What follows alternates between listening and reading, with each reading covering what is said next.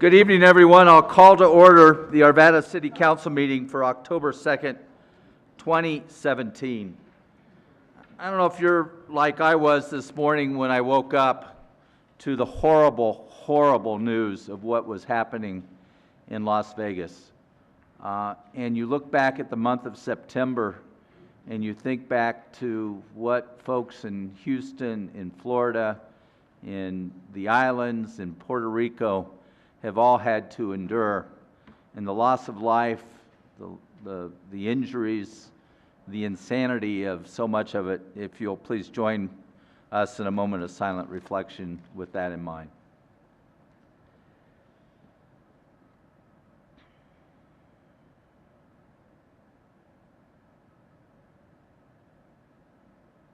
Now if you'll join us for the Pledge of Allegiance. I pledge allegiance to the flag of the United States of America and to the republic for which it stands, one nation, under God, indivisible, with liberty and justice for all. Thank you. Kristen Rush? Here. Here. Councilmember Allard? Here. Councilmember Ford? Here. Councilmember Jones? Here. Councilmember Marriott? Here. Councilmember McGough? Here. Next, we have the minutes of the September 18th, 2017 meeting. Are there any changes or corrections? Seeing none, they will stand approved as submitted. Normally, this would be a time where we would have some petitions, recognitions, and communications, and unusually, we don't have any tonight, so that's...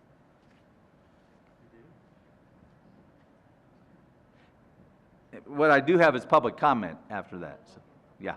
Okay? Yes. Okay, so I do have some folks that are signed up. I'll start with Julia Morrison.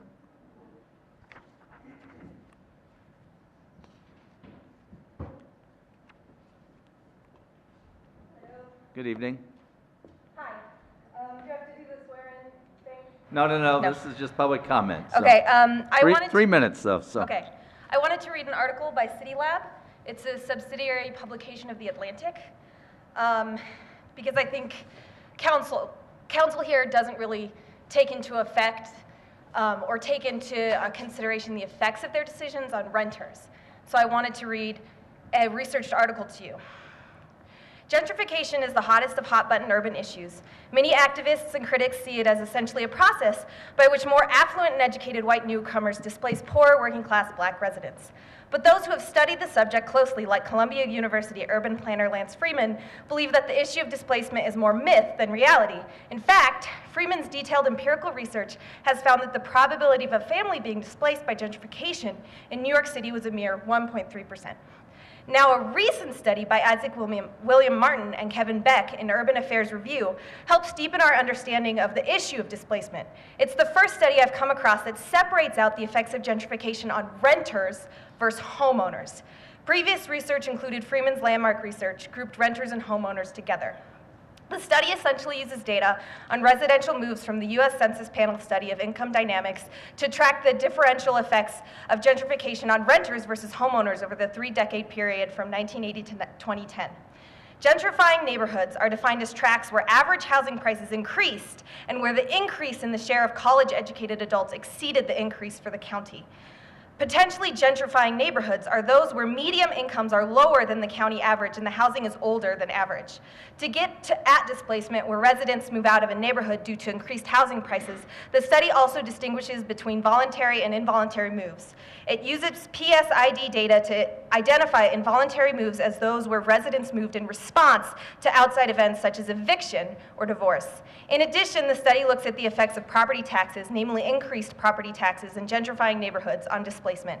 The study generates 3 big takeaways, which update and extend our understanding of gentrification and displacement. Controlling for other factors, renters face a 2.6% greater probability of being displaced in a gentrifying neighborhood compared to 1.3% overall. While this may seem small, it's greater than the difference between residents of subsidized and unsubsidized units, and about the same as the difference between a married renter and one who is divorced. As the study notes, if we think that divorce or the loss of a rental subsidy makes a substantial difference for likelihood of an involuntary move, then we may say the same of gentrification. Why does gentrification have essentially no discernible effect on homeowners moving out of the neighborhood? Owners have more money and more equity. I'm not going to read I want to read the conclusion at the end. The big takeaway is that gentrification has a much bigger effect and poses far bigger risks for renters who tend to have lower incomes and are subject to rising rents and can be evicted from their apartments. And when you don't care about them, you're not caring about Arvadans. Thank you. Next, Dylan Krug.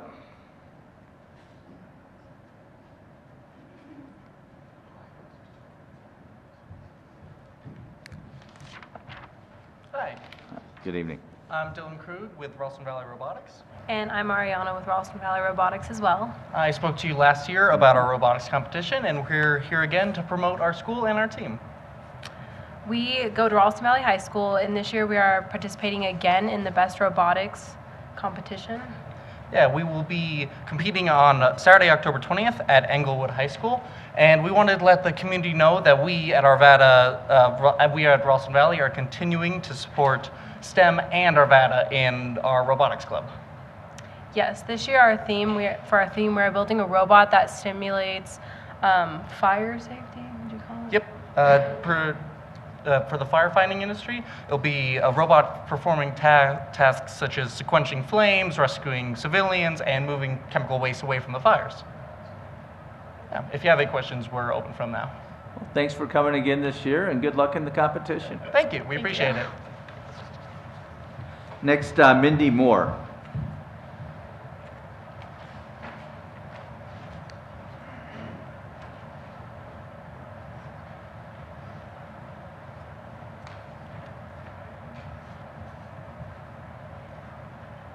Good evening.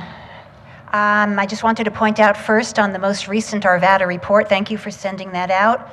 I had a comment about the article about urban renewal, specifically the Arvada Plaza redevelopment article and the pie chart showing projected annual increases in sales tax of $4 million a year. This is deceptive because nowhere in the article do you state that the city, RTD, Jeffco Open Space, the police department, they won't receive that $4 million a year until the urban renewal area sunsets after 25 years. So that's not until the year 2028 that the $4 million goes to these entities. My understanding is for the next 11 years, just the baseline amount, which I'm guessing is about $300,000 a year, will go to those entities. The remaining dollars brought in by Walmart in that development would go to the developer or back to the Arvada Urban Renewal Authority. I think in all honesty, you should print a clarification for the residents of Arvada. As I said, it does not say in here, it looks, wow, great, $4 million a year, starting right away now that Walmart opened. My second comment is just again about the need for affordable housing in Arvada. I wrote to my councilman last week and several others of you in an email. He has said that, well, the city just does not have revenue to build affordable housing, but there are a number of policies that other cities use to increase that without spending their revenues. These include donating city-owned land to developers in exchange for them restricting a portion of the units to be offered at affordable rates, passing a zoning ordinance in the comprehensive plan that requires a certain portion of newly developed units to be restricted for sale or rental to certain income groups, offering incentives to affordable housing developers, such as expedited plan review, density bonuses, or fee waivers, and other project negotiations to encourage developers to offer to make a portion of their units affordable.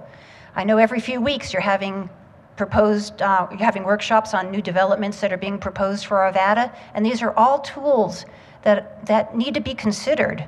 Our neighboring cities are using them. We just heard that Westminster is building over 100 affordable units in the redevelopment of the Westminster Mall, the old Westminster Mall.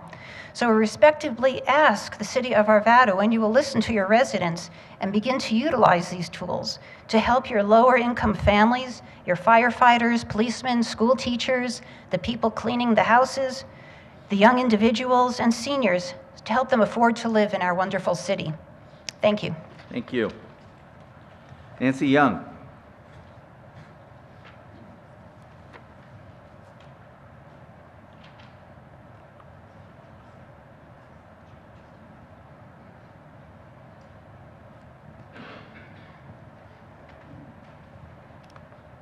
Good evening.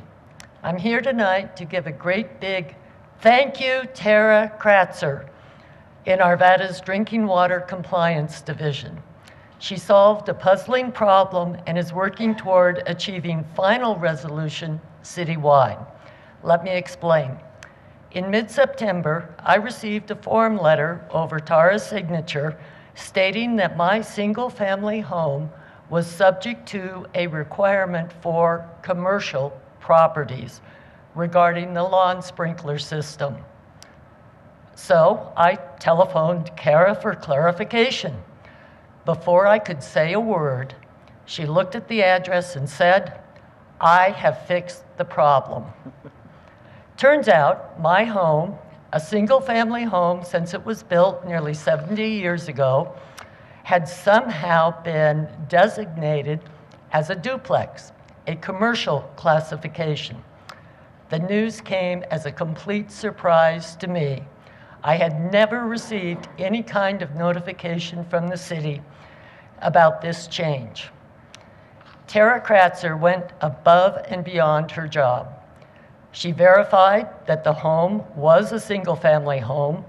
She fixed the error in her commercial system and is now working with the utilities billing system to fix the error there. She noted, by the way, that utilities billing sometimes takes a little longer to correct errors. She also assured me that the duplex designation should not affect my water bill. To City Manager Devon and Mr. Sullivan, Head of Utilities, I hope that you will find a way to automatically notify homeowners if there is such a change in the classification. We know human beings, which we all are, can make errors, and such a notification system would enable homeowners to fix small errors like this before they become a huge problem. To Tara Kratzer, thank you, thank you, thank you. You took those extra steps to fix this problem in all city systems, an error that can create some major headaches if commercial property requirements should happen to be applied to this single-family home. Tara, you have reaffirmed my faith in our city staff and proven yet again that the staff cares about the citizens. Thank you. Thank you, Ms. Young. Next, Lester Strasbow. Good evening. I'd like to talk to you about the traffic that's down at 52nd and Wadsworth. Now, I know you're going to tell me the city doesn't own it. You're right. But if you look at the pictures that you have, you'll notice in the middle there are shrub bushes taller than the cars. If you look at the second photo, you will notice cars there. They're more than covered up. When you go to make a left turn, you can't see these cars. Even if you get a higher car such as an SUV, you will notice it's still covered up. When you're making a turn,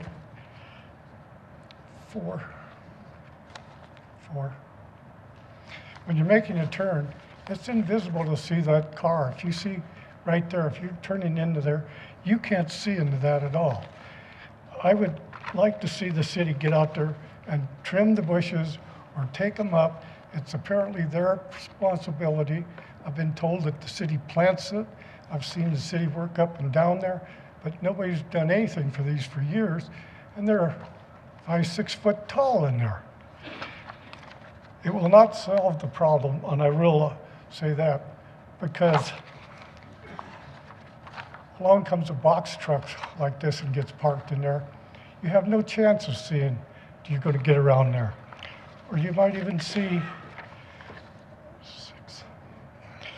traffic like this. You can't see around there. I would really think if any one of you would go down there between 4 and 5 o'clock, or even 6 o'clock at night, and watch that intersection, just sit there, you will see how dangerous it is. It is incredible danger. I tried to find out how many tickets had been issued down there. I was told in that there's been 90 this year. Only one of them was ticketed for someone in the crosswalk. Well, that's because, or parked in the crosswalk, as they say, stopped. That's because the city flea bargains down and they don't show up that there's a problem. So you don't gather the information to realize there's one. You don't want to talk to the state to see if you can get the problem fixed. And I know you can, because you just got done fixing the one at 56 at Wadsworth this spring. You put turn lanes in, took the medium out. You went down to 54th.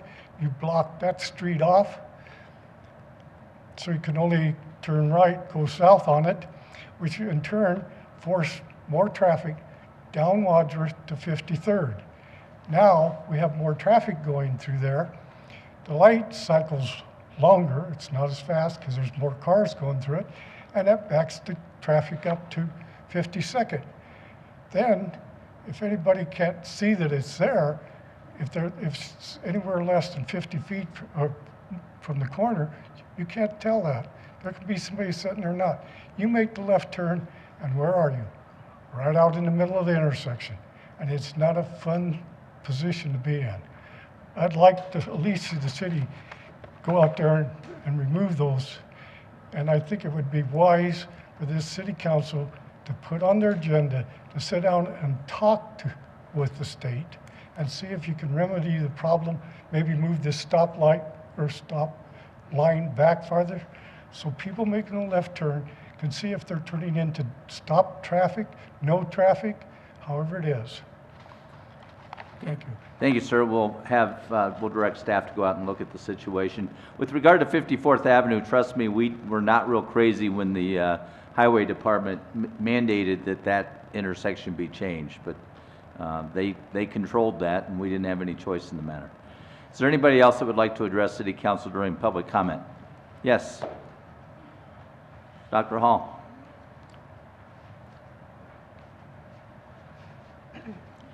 I apologize for not signing up and for the fact that I'm going to be a little disorganized. I'm Harriet Hall, 6703 Grandview Avenue. The person who was going to make this actually there were two people planning to make a presentation. One has a sick child and one had dental work, so we just found that out, and here I am.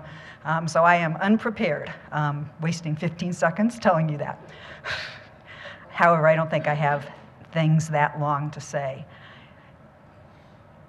Two important pieces that I do want to mention to you. One is that the petition to change the rules related to urban renewal has been suspended due to, you have probably heard this, you're probably happy, but it's been suspended due to the Wheat Ridge decision that was made.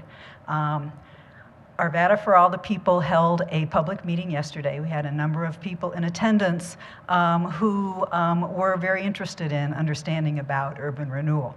We did invite Urban Renewal and the Urban Renewal Board to send a representative. They declined.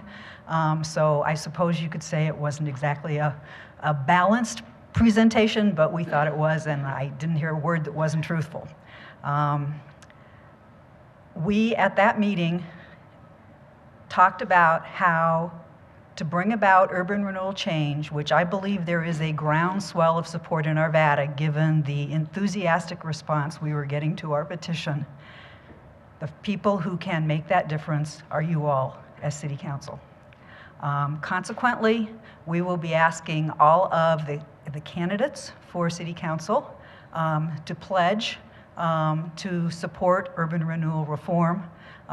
We would like it if people who are not running for re-election or are not candidates would make the same level of support. We will have more information, and like I told you, I do not have any specifics with me because I did not think I would be speaking. But we do have a number of people who are here who came from the meeting because we promised to present. So here I am. Would you folks like to wave your hand or stand up and let folks know how many people in this chamber tonight think that urban renewal needs to be reformed? Thank you. Thank you, Dr. Hall. Anyone else wish to address City Council during public comment? Seeing none, we'll move on with the rest of our agenda. We have a number of items on our consent agenda. The first is R-17-100, which is a resolution authorizing the First Amendment to an IGA between Arvada and the Urban Drainage and Flood Control District regarding the funding of the U.S. Army Corps of Engineers feasibility study for Ralston Creek from Beach Street to Van Bibber Creek. Second one's a resolution authorizing a license agreement by and between Arvada and the Cereal Box, Inc., a Colorado corporation, for the grant of a revocable encroachment license to install an outdoor patio area in the Wadsworth Boulevard right-of-way at 5709 Wadsworth. Third one is a resolution authorizing the Third Amendment to the 2017 operating and capital budget in the amount of $50,000 to fund the City of Arvada's Great Outdoor Colorado Grant Match for Highland Hills Park and Recreation District's Clear Creek Valley Regional Park Destination Playground Project. Fourth one is a resolution authorizing an agreement between Arvada and Barker Rinker CCAT Architecture for planning and development documents, construction administration, and other professional services for the construction of the Delta Sector Police Community Station in an amount not to exceed approximately $355,000. Fifth item is R-17-104, which is a resolution authorizing an agreement between Arvada and BVB General Contractors for the City of Arvada Courts remodel in an amount not to exceed approximately $162,000. Six, I wondered why the judge was here. Now I know why. Okay.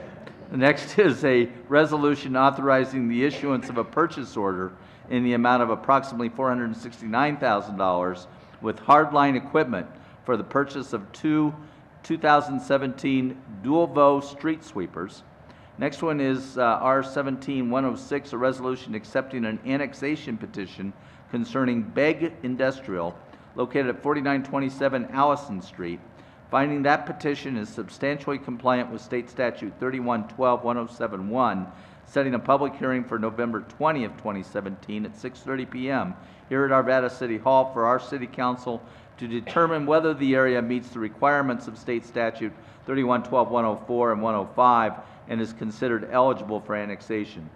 Eighth item is a resolution authorizing the First Amendment to the IGA between Arvada, Jefferson County School District, and Apex Park and Recreation District regarding the construction and maintenance of the Fitzmaurice Recreation Center and related obligations.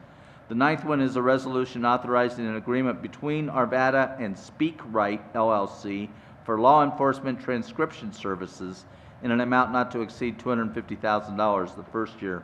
And the final item on the consent agenda is R-17-109, a resolution authorizing the Fifth Amendment to the 2017 operating and capital budget and authorizing entering into a participating addendum by and between Arvada and ABBA Technologies, Inc., an authorized reseller for Hewlett-Packard Enterprise Company for the purchase of computer equipment and storage in an amount not to exceed approximately $974,000. Mr. Marriott. Thank you, Your Honor. I move that consent items number R-17-100 through R-17-109 be approved. Motions for approval of the consent agenda. All votes are cast. That passes 7-0. Thank you. Next, we have a resolution, R-17-110, a resolution authorizing an IGA intergovernmental agreement between the City of Arvada and the Urban Drainage and Flood Control District regarding maintenance of drainage and flood control improvements for Ralston Creek at Croak Canal and Leiden Creek and Little Dry Creek upstream of Pomona Drive. Mr. Devon. Yes, excuse me, Mr. Mayor, members of the council. What is before you tonight is a intergovernmental agreement that would require us to contribute $250,000 of urban drainage funding for these projects, and the Urban Drainage and Flood Control District would contribute $60,000 for a total of $310,000 to enable us to make improvements at 3 locations. One is the Ralston Creek at the Crook Canal, which is to stabilize the banks of Ralston Creek and the property near the Crook Canal, including the installation of a berm, sediment removal, and raising the Ralston Creek Trail Bridge.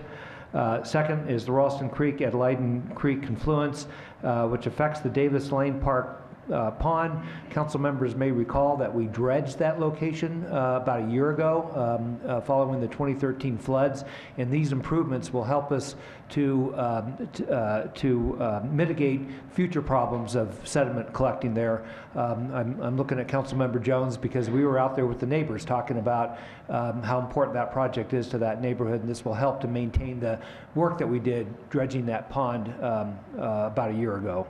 And then also Leiden Creek upstream of Pomona Drive, which is to stabilize the stream bank along Leiden Creek upstream of Pomona Drive and at the base of the dam for Pomona Lake number 2. All of these are projects that not only will help us from the standpoint of flood control, but also will help us from the standpoint of preserving some resources that people in the neighborhoods enjoy and have an appreciation for, lower long-term maintenance costs and so forth. And if you want to get into the details of flood control, Patrick Doherty is here and he would be happy to answer any questions. Okay, council questions? Mr. Pfeiffer, you're first. If there's not any questions, I'd like to make the motion being a representative to the urban drainage. You bet. Ms. Ford? Question? Okay. All right. Mr. Pfeiffer beat you to it. And he has standing as our representative to. I move that Resolution 17-110, a resolution authorizing an intergovernmental agreement by and between the City of Arvada and the Urban Drainage and Flood Control District regarding maintenance of drainage and flood control improvements for Ralston Creek at Croak Canal and Leiden Creek at Little Dry Creek, upstream of Pomona Drive, be approved. Motions for approval? All votes are cast. That passes 7-0. I appreciate Mr. Pfeiffer's work down there at urban drainage. It's an important aspect of where we all come together as municipalities to address those issues. And I know Mr. Pfeiffer spends a lot of time down there on our behalf. Next ordinance is on first reading. Mr. Pfeiffer? Yes. I move that Council Bill 17-029, an ordinance repealing, retitling, and reenacting Section 62-40, trespass of Article 2, miscellaneous offenses of Chapter 62, offenses of the Arvada City Code and establishing penalties for violation thereof. Also, Council Bill 17-030, an ordinance approving the Fourth Amendment to the City of Arvada Retirement Plan regarding vesting of Arvada Police Dispatch Program employees. Also, Council Bill 17-031, an ordinance amending various sections of Chapter 102, Utilities of the Arvada City Code pertaining to water user rates, as well as Council Bill 17-032, an ordinance appropriating funds for fiscal year 2018, as well as Council Bill 17-033, an ordinance certifying the City of Arvada mill levy for 2017 for the Board of County Commissioners for Jefferson and Adams County. And lastly, Council Bill 17-034, an ordinance amending Article 3, Sales and Use Tax of Chapter 98, Taxation of the City Code of the City of Arvada, Colorado, be amended, or by amending Section 98-68, reports by vendor, payment of tax, be approved on first reading, order published in full, and public hearing date be set for October 16, 2017 at 6:30 p.m. Motions for approval on first reading. All votes have been cast. That passes 7-0. Thank you. Okay, now we're going to conduct public hearings. I'm going to open the public hearing on the Wildgrass Commercial Filing Number 1, Preliminary Development Plan 14753 West 87th Parkway. Mr. Devon. Yes, Mr. Mayor, members of the council, Director of Community Development Rita McConnell will start this presentation. This proposal is for a 3-lot commercial development that includes a convenience store with fuel pumps and a drive-through coffee shop. A future lot is also planned for self-storage, but that development application will come at a later date. Staff finds the project is in conformance with the comprehensive plan, which supports neighborhood commercial development at this location. The project also complies with the Mountain Shadows outline development plan and the prior preliminary development plan that has since expired. The project is also in compliance with the Land Development Code. There are 4 proposed modifications. The first one will allow for 6 fuel pumps rather than the maximum of 4. It will also allow for the elimination of the stacking lane for vehicles behind the fuel dispenser. These 2 requests are justified based upon the change in industry standards. Please note that with the Land Development Code update, we will be looking at these type of standards and also making revisions in those standards so we don't have to ask for modifications. The third request is to waive the requirement for a 6-foot privacy perimeter fence, and this is to allow a 5-foot split rail fence in its place. This justification is based on the grade changes at this location, as well as utility easements, and it also addresses some of the concerns that were raised at earlier neighborhood meetings, and there were 3 neighborhood meetings in this particular case. The developer worked with the HOA to the west, and they agreed to a mutually agreed upon design. Enhanced landscaping is also proposed in this buffer area that will provide additional screening. A minimal modification to the parking lot interior landscape island is also proposed, and this will also provide for better pedestrian access to the front of the building. Staff recommends approval of this request as well as the modifications. Planning Commission agreed and voted 5 in favor with 2 absent. I have received the affidavit of mailing and posting log, and they are in order. Carol Ibanez, Senior Planner, and Sylvia Lopel, Traffic Engineer, are available for staff questions. The applicant, Ms. Alicia Reimer, is in attendance for the applicant presentation. Very good. The affidavit of mailing and the posting log will be made part of the record. Anyone who wishes to testify on this matter, if you'll raise your right hand. Do you swear or affirm that the testimony you're about to give in these proceedings will be the truth, the whole truth, and nothing but the truth? Very good. Okay, if the applicant wishes to make a presentation. Oh, you didn't swear in? Yes. Do you swear or affirm the testimony you're going to give in these proceedings will be the truth, the whole truth, and nothing but the truth? Very good. I didn't know that applied to me. It applies to everybody, and since it's quasi-judicial, we need everybody to... Sorry. Hi, Alicia Reimer. I am Vice President of Retail Development with United Properties, and also a Westwoods resident, City of Arvada resident as well. 6827 Poppy Court, Arvada, Colorado. So I'm both personally and professionally excited to finally be here tonight and present this development to you guys.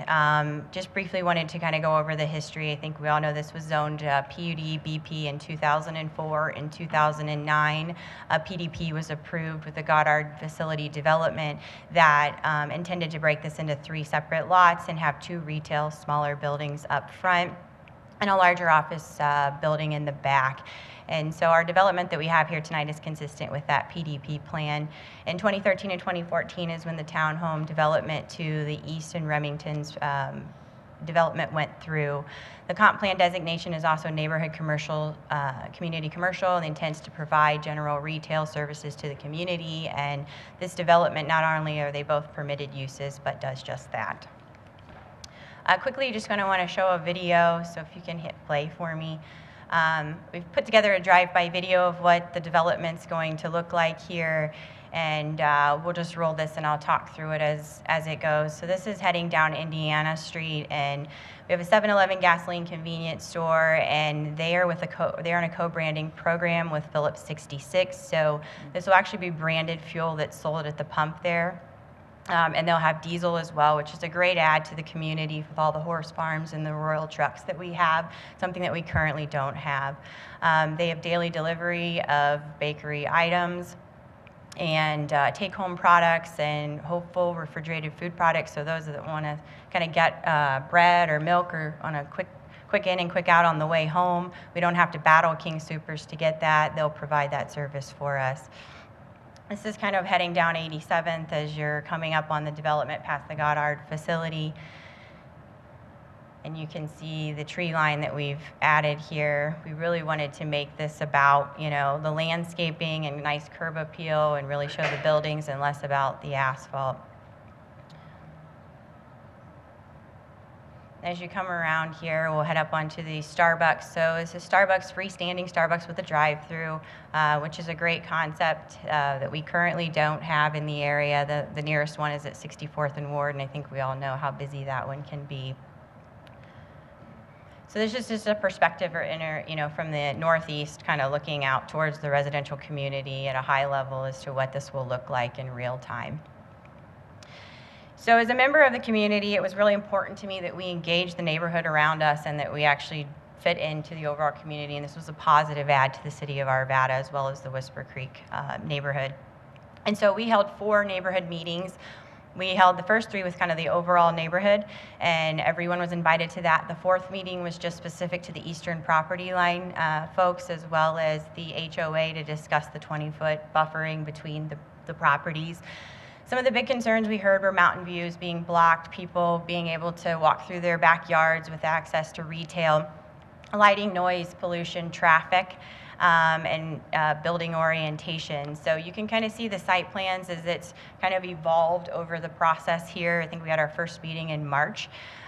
We made some adjustments after that first meeting. We flipped some orientation of the building, and what we did was to shift those orientations to improve the overall circulation, but as well as open up those view corridors to the mountains and try to preserve those views for those folks.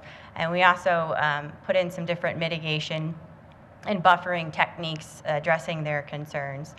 So I'll just kind of go through the high level of the ones and what we did. So traffic was a big item, and so we are building Indiana Street out to full build out on the eastern side of Indiana Street to the north of our property.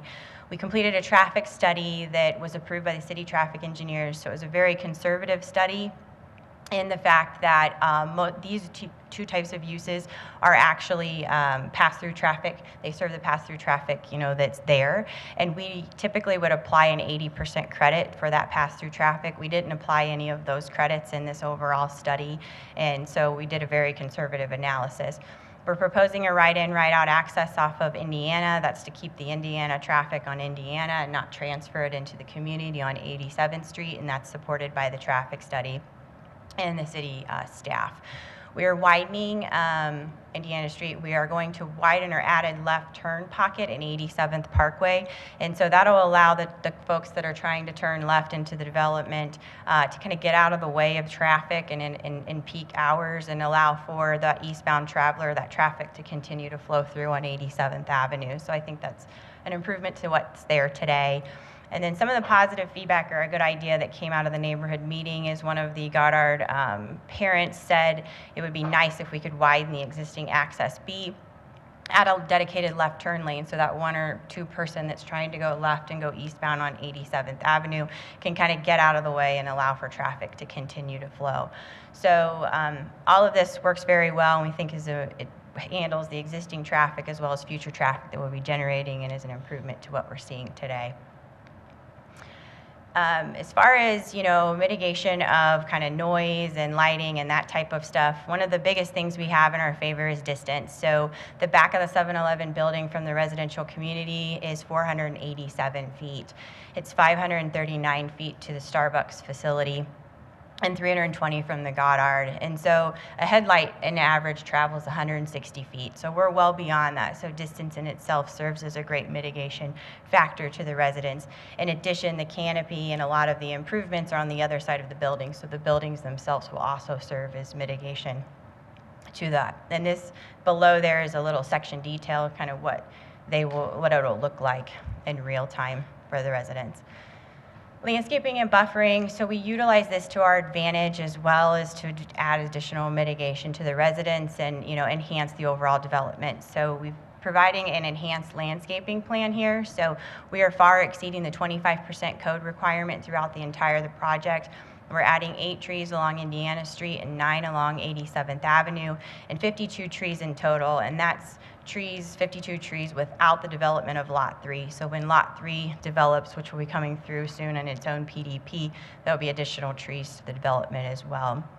We've strategically placed those plantings so that they could serve as additional buffering. So we've added kind of a neighborhood landscape, kind of utilize area behind the 7-Eleven that really just will kind of be a community area that people can kind of sit and, drink their Slurpees. But it'll have 5 evergreen trees that will grow anywhere from 20 to 30 feet in height and 20 feet wide, and that'll serve as additional, buffering to any light and noise that we may have. We're also adding a shrub line behind the 7-Eleven building, which will grow to 6 feet in maturity. And there was concerns about trash blowing through here because we all know we get really high winds throughout certain months of the year, and so that will also serve as any kind of additional catch or stop gate if there is trash that is not, contained in the dumpster enclosure itself. And we also put enhanced landscaping on the east side of the Starbucks building, and so that'll serve as additional, buffering as well.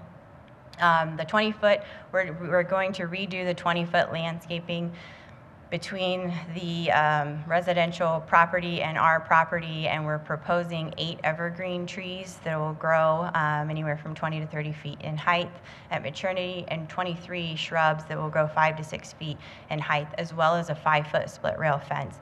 In your packet, there's a cooperation agreement with the HOA that has been established, and since then we have a site improvement agreement executed with them that we're going to come in, and there's a 20-foot natural kind of vegetation buffer right now, and we're going to get that established and clean that up and run a fence all the way from basically the north all the way down to 87th Street for a continuous nice finish presentation along there. We did a lighting study, an extensive lighting study, because that was there was concerns, and we generally do that anyway. The overall site lumens are lower than the code maximum, and this is actually what it'll look like in real time at night. So this is energy efficient LED full cutoff focus lighting, so it's intended to focus on a particular area and light only that area with 0 wash off of the property line. So as you can see behind the 7-Eleven and the Starbucks, it's effectively dark back there, and then you keeping in mind that we have another 400 plus feet to the residence. So this is an existing, fairly new 7-Eleven at Highway 287 in Uptown, and this just kind of gives you a clear look of what it will look like at night. This is me standing 15 feet from the curb line, so effectively, it is pitch black beyond right at the curb line, and these are actually higher lighting levels than what the city of Arvada's code allows. So what we'll see at our site at 87th and Indiana is less than what you're seeing here. So that just gives you kind of a perspective as to what you're going to be seeing. Going into the kind of the landscaping buffer discussion, so we are asking for a flex from this, and just kind of want to go through the history really quickly with you. So in the PDP, that was approved by Goddard, it had established that the fence would actually be installed on the eastern property line whichever developed first. So if the commercial developed or the residential developed. And then Remington, when they came through their process, it actually showed a 6-foot fence shown on their kind of property line.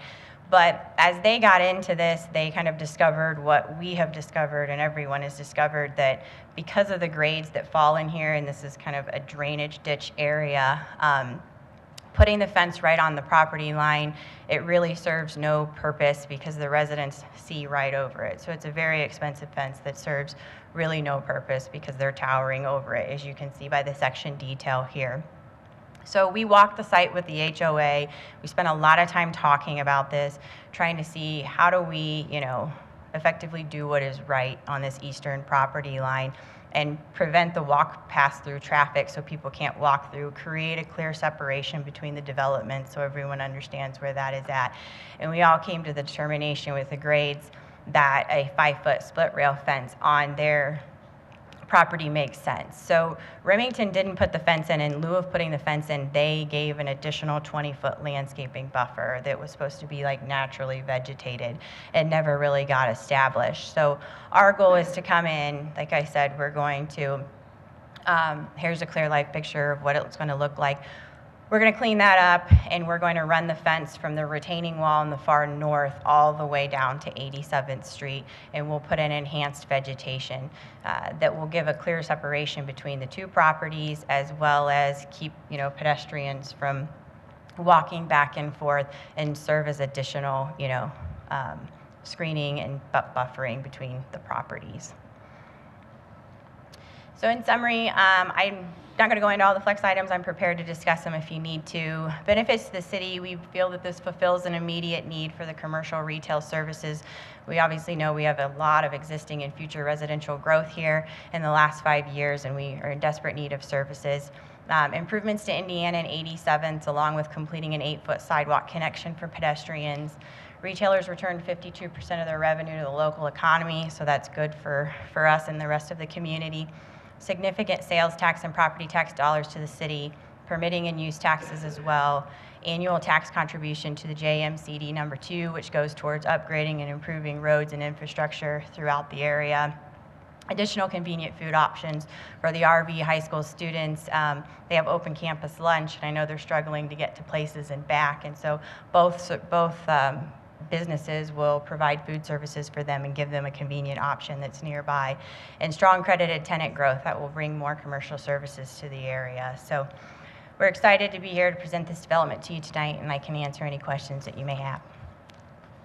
Very good, thank you. Is that the end of your presentation? It is, Okay, yes. very good. I've got 2 people who have signed up to speak at this point, and we'll certainly encourage others. First is Scott Weisbeck.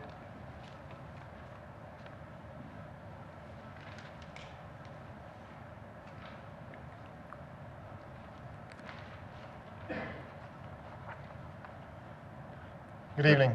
Scott Weisbeck, live at 13721 West 87th Drive, which is a Whisper Creek development just to the east of this proposed development. I'd like to speak in favor of the development. I've lived in the area since 2010 when there was vacant fields and nothing else out here but self-storage. Excited to see the developer working closely with the community. I've been part of the public input process and believe they've done a fantastic job at exceeding the requirements set forth by the town. I know they've spoke to many of the items such as light pollution, et cetera. I'm not seeing it. Being in the community for 7 years now, we need services like this. And there's been a lot of community input as far as we don't need this because we have King Soopers. King Soopers is great, and they're going to have their own retail development. But the American way is competition and putting your money where your mouth is. So I think, you know, we've had Starbucks on multiple corners. I'm sure there's going to be a Starbucks at King Soopers. That's only going to serve that population in that area. So I think they've done a fantastic job incorporating all the comments from the community, and I'm highly in favor of the development. Thank you. Thank you for your comments. Next, Peggy Wagner.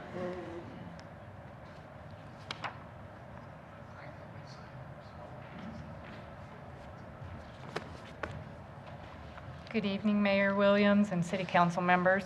My name is Peggy Wagner. I live at 14457 West 88th Place.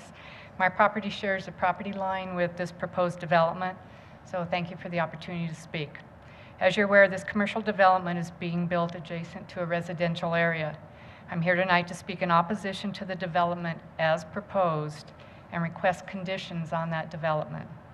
My biggest concern regards the fencing.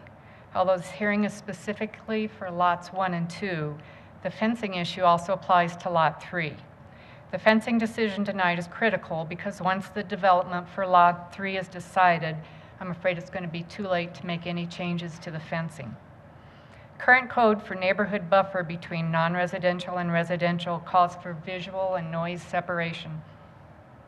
A 6-foot-high masonry wall or solid fence. Alternate boundary treatment should provide the same or better buffer. In July, an agreement was reached with our HOA board and United Properties to build a split rail fence on HOA property, which doesn't meet code. to be maintained by the HOA. Homeowners were not consulted in this agreement and have tried unsuccessfully to change it. The developer states there are challenges with building a 6-foot solid wall to meet code. They state cost, grading, wind, drainage, and easements. I believe these challenges can be resolved so a solid 6-foot masonry wall or solid fence can be constructed on the developer's property. A split rail fence is substandard and won't provide an effective barrier for trash, noise, traffic, and headlights. Had the developer not negotiated this agreement with our HOA board, they would be faced with building a fence on their property per code. So I would ask what their plan was prior to entering into this agreement with the HOA. So please consider these options and these conditions on fencing. Locating the fence on the developer's eastern property border or further west on their property instead of HOA property. Regarding the wind, fences can be constructed for wind. One example is Trinity Storage. They're proposing a 6-foot masonry wall bordering their western boundary. Other examples are the commercial areas in 5 parks and the fencing around the residential areas in Whisper Creek. As far as grading, the developer says the fence would be too low to provide buffer if it's on their property because the townhomes are too high. The townhomes are 9 feet lower than the grade on Indiana and are only 3 feet higher than the proposed building on Lot 3. Headlights will shine directly at the townhomes as the cars turn off Indiana and as they drive east to park on Lot 3. Low beam headlights shine about 160 feet. The proposed building on Lot 3 is only 120 feet from the townhome property line. Trash will blow towards the fence. A solid fence would provide a barrier. A split rail will not. Pedestrian and car traffic 24 hours a day. For pedestrians, it's not very difficult to climb over a 5-foot split rail fence to cross through neighborhood properties. The developer will say if they put the fence on their property that we'll be looking at weeds and rocks between our property line and theirs, but I believe they're going to be required to landscape that. A split rail wouldn't hide those weeds and rocks anyway, but a solid wall would. Regarding the landscaping, please consider requiring planting mature evergreen trees that provide a low, dense buffer, not deciduous trees, which provide no buffer once the leaves fall. Tree height should be similar to the height of the solid wall, no taller, not 20, 30 feet, because we want to protect our view corridor. More than the proposed 9 trees over 452 feet of property line, or 1 every 50 feet, which doesn't provide an effective barrier. Also, please consider these following conditions. Reduce or extinguish lighting after 11 p.m. Trash and snow removal should not be early morning or late night. And specifically in the case of 7-Eleven, who get 3 a.m. deliveries of food, no early morning or late evening deliveries, whether food, products, or fuel tankards. No signs or bright colors on the east side of the building, which is what we see from our homes. And regarding the letters in the support of this development that were in your packet, I believe there is only 1 letter from a resident. The rest were from other neighborhoods, commercial developers, and even the owner of the property. So I asked that you grant the above requested conditions. The proposed split rail fencing is completely ineffective as a barrier for our townhomes. Please consider the impact on the adjoining residential area. Therefore, I request that you consider granting only conditional approval for 7-Eleven and Starbucks based on a revision of the fencing and the landscaping. Thank you. Thank you for your comments. Anyone else like to address council? Yes, sir. Sorry, I was a few minutes late for sign up. My name is David Stensby. I am the real estate manager for 7-Eleven, as well as a resident of Arvada, as well as Whisper Creek. This development sits directly to the west of my neighborhood, so I'm going to be able to hit the 7-Eleven for coffee and convenience store type items. Couple times a day, dependent upon how well the wife does during the day. But with regard to the 7-Eleven and Starbucks, I am 100% in favor. 7-Eleven right now is in a paradigm shift, and we have been for the past 3 or 4 years in really getting into the fresh food game. So we are competing against the QSRs, or quick service restaurants, that are throughout the country. Right now we're at about 8,700 stores strong, and plan to be at about 20,000 stores by 2025. We will continue to grow and be a neighborhood convenience store provider. While we are a 7-Eleven name as a international and national brand, we are a franchise-based business, and our franchisees are local business owners. The local business owners want to get involved and be a part of the community, and we actually have another 3 to 4 of these that are on the docket in the city of Arvada, and really excited to grow within the area. Have had several meetings with economic development as far as our growth patterns, and as we continue to grow, as the city of Arvada continues to grow, we look forward to a long and healthy, prosperous partnership. Right. If I could get your specific address. My specific address is 9065 Gardenia, like the flower, Gardenia. Very good. Thank you. You're welcome, sir. Anyone else wish to address council at this time? Yes, ma'am. If you'll come down and give us your name, your address. Were you sworn in previously? Okay. If you'll raise your right hand. Do you swear or affirm the testimony you're going to give in these proceedings will be the truth, the whole truth, and nothing but the truth? I do. Thank you. My name is Eileen Gomez, 14457 West 88th Place. I agree with Ms. Wagner's statements about conditional improvement. First of all, the fence, and I would echo that there was lack of communication between the board and the residents, so not everyone was aware. Secondly, the project as a whole, I believe, has lacked transparency and communication. Here's a picture of the notice on the ground. Here's another picture of the notice in the ditch. I recently sent you a letter on Saturday. I sent it to the Whisper Creek next door community as well as the Facebook page. And I'm receiving a lot of emails from people who do not know about this project. So I am echoing Ms. Wagner's statements about approval with the condition of additional work on the fence. Thank you. Thank you. Anyone else?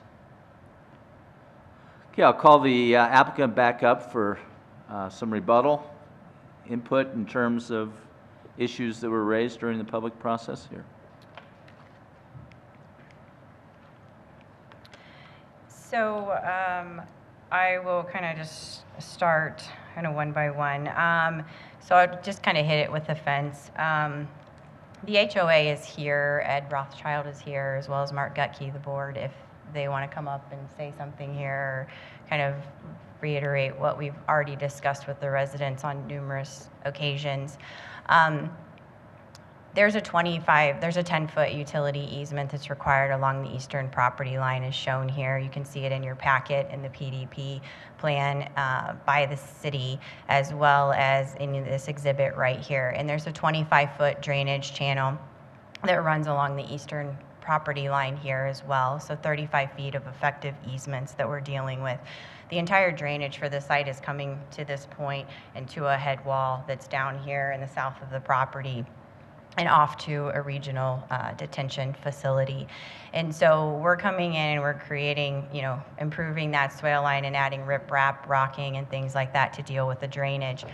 We physically cannot put a fence within this 35 feet of property. So we can absolutely certainly build a 6-foot high fence on our property, but it's going to be on the other side of that 35-foot drainage channel, and it will run essentially from the north of our property line down to hit the Goddard facility, and it will stop because it's going to tee into the Goddard facility's playground.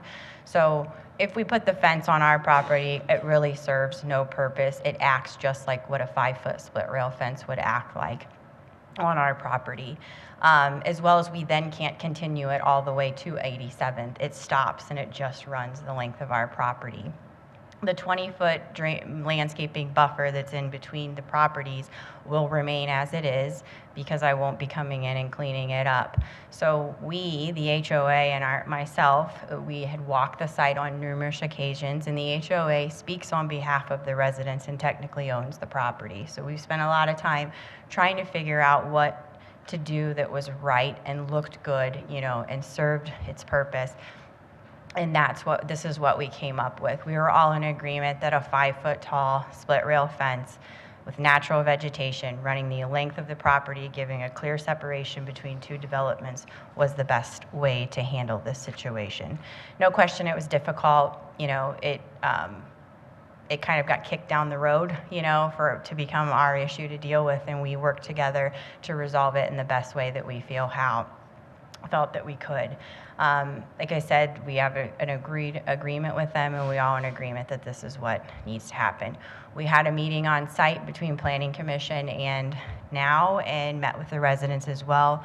We reiterated, we walked the site with them, we showed them, you know, why we came to the decision that we came to. I know the HOA spent a lot of time with them discussing this, and this is the decision that was made. We feel that it's the best solution given the situation and the constraints at hand. It's on the HOA's property, but I am actually getting it established, and I'm giving them $10,000, and I'm maintaining it for the first 2 years, and then I'm turning it over to them. So there'll be no cost to the residents whatsoever in their HOA fees. So this is the deal that we struck, and we feel that it's a fair deal, and we feel that it's the best deal. There's also concerns. Everyone knows the high winds come through there. A split rail fence is going to be more forgiving to withstand those 80 to 90 mile per hour winds that we see on certain days, and limit the long-term maintenance for everybody to keep costs down. Lot 3, when it comes in and develops, will deal with headlights and deal with their own impacts to the development and to the residents at that time. As far as the evergreen trees, we are proposing evergreen trees and not deciduous trees. Everything behind the buildings are evergreen trees, so that no matter what happens, winter, they're going to be there, they're going to be established, and they will serve as buffering to the residential community. They are going to be mature trees, and at maturity, they will grow 20 to 30 feet in height and 20 feet wide. I'm not sure that you can get a more mature tree than that. As far as residential, there was more residential favor in the packet, so I think you can see the support letters and some support emails from residential community, and I personally have talked to a lot of residents that couldn't be here today but are in support of the development. As far as the public notices, there's no question I have been battling keeping those public notices up with the rain and the weather and the impacts, but I've driven there every day, and I can attest that I have put them back up every day. And I know that we not only sent out letters we held 4 neighborhood meetings where letters were sent out, and the HOA community sent out an email, but as well as the HOA community, we sent out the mailings to everybody for this particular hearing, and we've provided that notice, as well as the HOA was given a notification. So, and the individual that said that was actually at the neighborhood meeting with us on the eastern property line every bit of a few weeks ago. So I acknowledge we've been battling, and some of the signs did come down through the weather, and I think I've noted that, and I put them back up to the best of our ability. So I think saying they weren't notified is probably unfair. Okay. So. Very good. I'll open it up now for council questions. Mr. Jones? Thank you. Well, I just first want to thank the applicant and those who spoke tonight. I think that everybody has given some very insightful viewpoints, and so I appreciate that. A couple of questions for the applicant. Well, let me start here with the hours of operation for both the Starbucks and the 7-Eleven. Are they both 24-hour facilities?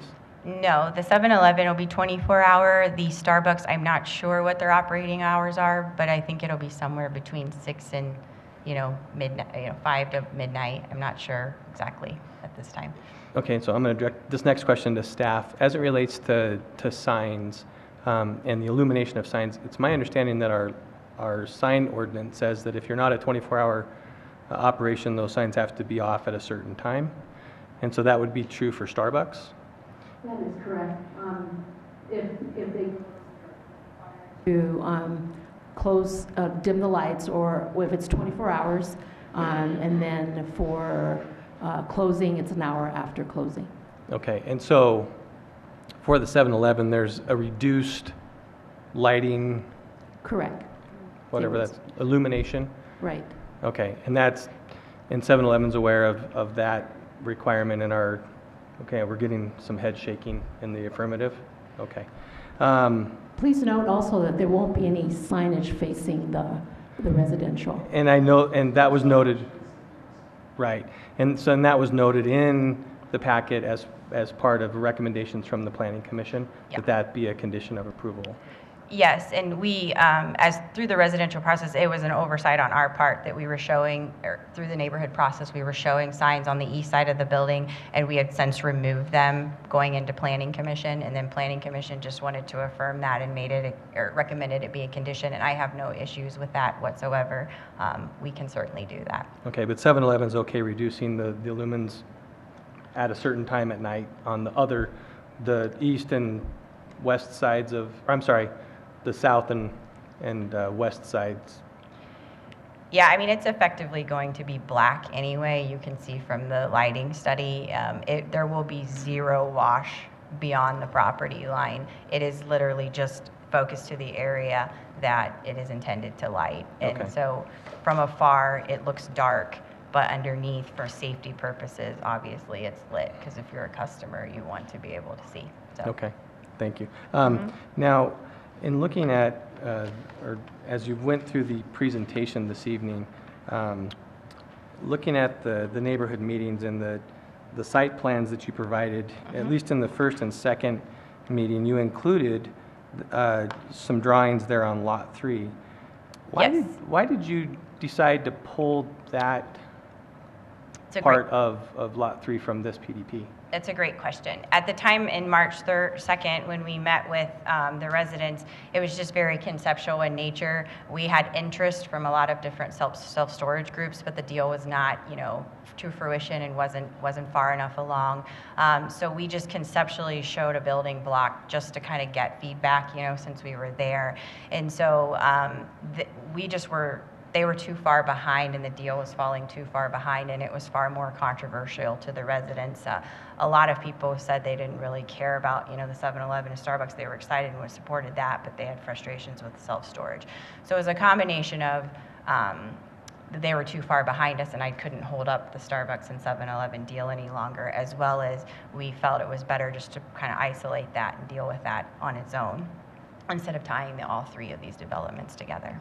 Are you under some kind of time pressure to get? Yes, my contract with the seller, so. Okay. And does that expire at a certain time?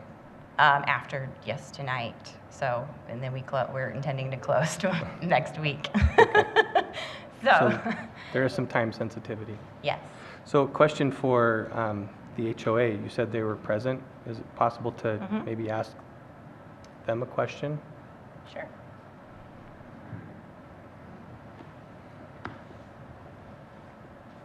Mr. Rothschild, it's so fun to get you on that side of the podium on this discussion. Do they need to be sworn in? Yes. Neither of us have been sworn in. Yes. Do you both swear or affirm the testimony you're about to give in these proceedings will be the truth, the whole truth, and nothing but the truth? I do. Thank you. Thank you very much for being willing to come and speak to council. So obviously you've worked closely with the developer as it relates to this 5-foot split rail fence. I'm just curious from your perspective, what were some of the other options that were explored besides the 5-foot split rail fence, and what was it that ultimately led to your determination that that was the right decision? I'll take a cut at it. I think the presentation hit most of the high points, which was the requirement by the city was not a satisfactory solution to us. It was a solid fence that was not going to provide any significant benefit, far from the housing, and not go through the full length of the property. So their requirement was a shorter length, further away, certainly a more solid fence. So part of the negotiation is obviously from a cost standpoint, that was a very expensive section of fence. So our request was increased landscaping, a longer fence that would cover the entire property line from the north side all the way down to 87th, deal with the landscaping and still provide some benefit, which was foot traffic. And we think in the long run, the landscaping and the fence will provide some control from a light standpoint as well. Was there any discussion about taking that 6-foot masonry fence where the proposed 5-foot split rail fence is from north to south all the way to 82nd? Or I'm sorry, 78th? That Or discussion- 87th. yeah, My dyslexia kicked in. That discussion didn't go very far. It's quite an expensive fence, and I think in the give and take, we felt that this was a good solution for both the developer and for the HOA. So let me make sure I'm not misunderstanding what you're saying. That was a part of the discussion, and that was your preferred solution, and the compromise was the 5-foot split rail fence? Do you want to address that, or? I can real quick. Maybe I can offer in. The, if, as Alicia Your name again, said, sir? Your name again? Mark Gutke, Okay, thank you. And your address? 14474 West 88th Drive. Thank you.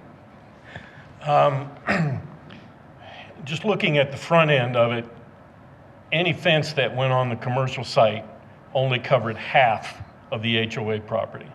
We have 3 structures, multifamily townhome structures, that would have no fence. Right. It would stop. And besides it being a little jagged and so forth, it left exposed all the rock that is going to be required that they put in for the drainage. She has to collect all the drainage and then move it off-site to a containment pond within Whisper Creek. So essentially, we were bargaining for half the fence if we put it on their side. As far as the construction side, on our HOA, it's 2 feet within now a larger piece of buffer line because of what Remington had put in place to not put in a fence. There is existing vegetation there now, brushes and trees, and what she's proposing is to add to that. They will also put in water system to make sure that it roots and is in place. So looking at it, we also asked that it be a 4-panel split rail fence, not the typical 3, which now will make it more than half solid, but allow the windbreak to come through. We think that the vegetation and the fence should stop any trash. She is also committed that the commercial properties will have to clean up any trash that blows to that line. We'll hold them to that. We ask that the construction of the fence be screws and not nails. It should last longer. We ask that it have a 5-year warranty and then pass to us. And we also, with Ed's help, negotiated a $10,000 payment to the HOA that we will hold in escrow and out of our general budget to be used directly for maintenance of vegetation and the fence. So we think we've put a minimum impact on the HOA, but obtained a full fence all the way from North Line to the south at 87th Parkway. So that was primarily our justification, reasoning to pursue that. Okay, thank you. I appreciate it. And then I was going to ask about the $10,000. So that is going into escrow specific to Fence maintenance and landscape. And will the landscape have a typical year warranty from you? So we're maintaining it for the first 2 years. Oh, okay. Established, and then we will walk the site with the HOA, turn it over at that time after everything is everybody's satisfaction. She was also gracious enough at this last meeting. Understand we had 4 of them, and then we met again at the neighborhood 2 weeks ago.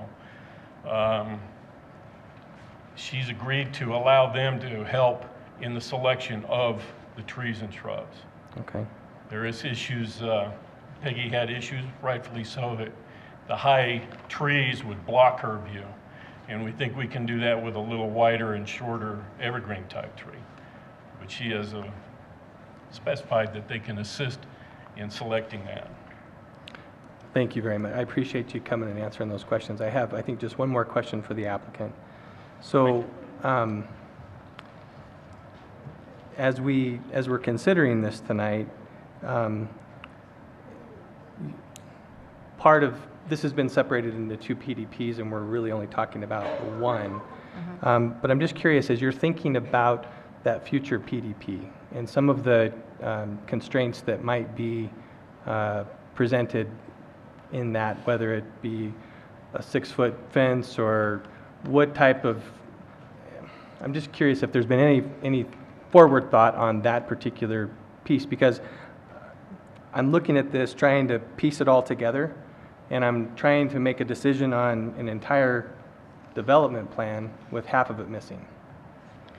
Well, so we intend to move forward on this development, whether if the back piece gets approved or not when it goes through its PDP. The 7-Eleven and the Starbucks will move forward without the back piece.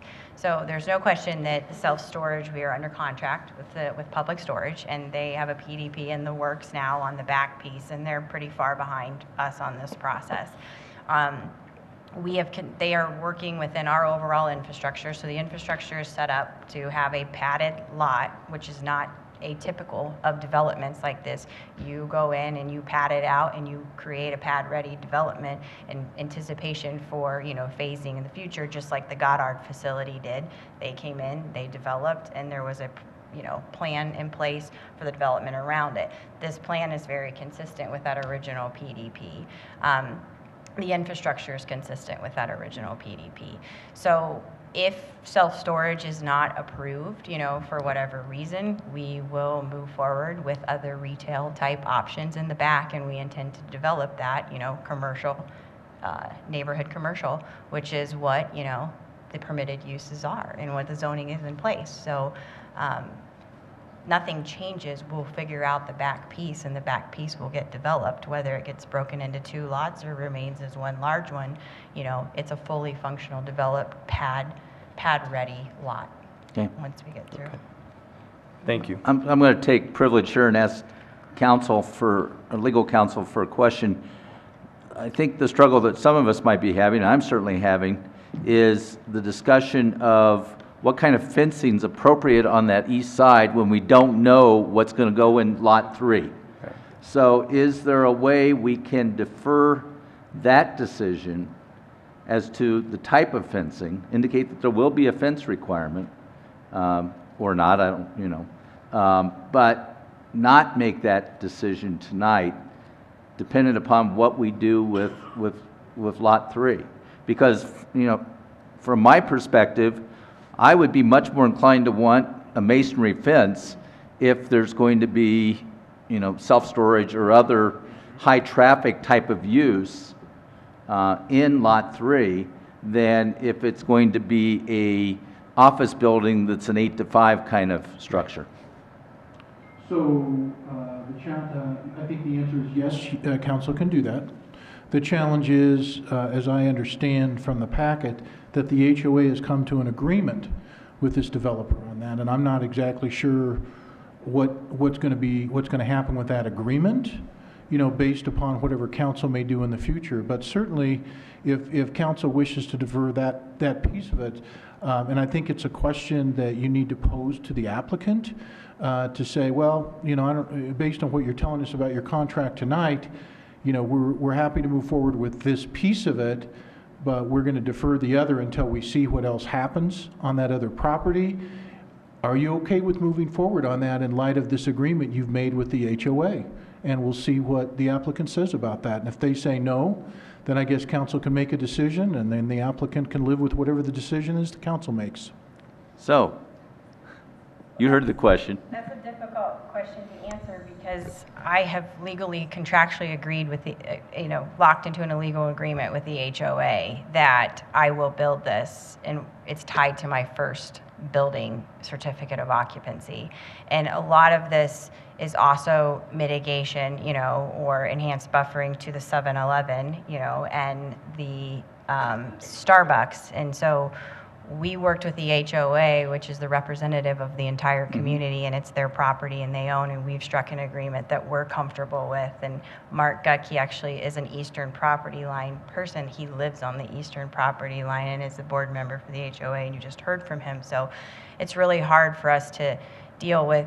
There's, you know, I've worked with Peggy for the last 4, you know, like 7, 8 months, and I just know that no matter what I do, she's not going to be happy and supportive of this development because she doesn't want to see anything developed there. So I hate to, like, you know, I hate to change the course of what we've already agreed to and the structure that we have, and we've committed to all these residents that are okay with what we're doing and have told them in these last meetings, and change course here because, you know, of one individual. So it's a very complex issue because I can go ahead and build a 6-foot wall and meet code, and it's no longer a flex item on my property. It's just a very expensive fence that serves no purpose, and it's going to be from the northern property to the Goddard facility. And so we don't feel that's the right thing to do, and so we are now putting it on the HOA's property.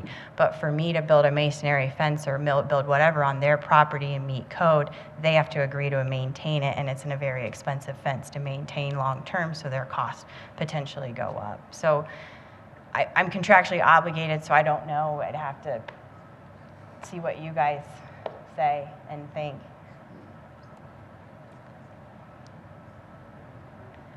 Well, why don't we go up with some additional questions, and then we'll come back to this point. Okay. Mr. McGough, you are next. Okay, thank you. I just wanted to clarify, and it does relate to the fence issue, but concerning lights, headlights. As I understood the earlier testimony, I didn't jot down the exact distances, but it was something like in excess of like 425 feet from the eastern, from where the headlights would go across the distance, and the headlights have a distance of 160 feet or so. Yep, so a headlight travels about 160 feet in distance. You can kind of Google that and verify what I'm saying, but, and we are 487 feet from the start, from the 7-Eleven, and we are 539 feet from the Starbucks. And so that doesn't take into account all of the landscaping that we've added in between, you know, in that section detail so there, you can see. that would be, if those distances mentioned would be if there were absolutely nothing in between the headlights and the neighborhood. But now there would be, you know, the fence itself, and there would be whatever greenery is planted there. Yeah. So, I think that relates to the question of the fencing, also, since there is that distance involved in the lights of vehicles. So that, you know, for me, that lessens the concern about the fencing. Yeah. And for me, I'm very happy to accept the agreement that has been reached between the developer and the Homeowners Association Board of Directors. It seems to me a good compromise, and it's followed the process that should be followed.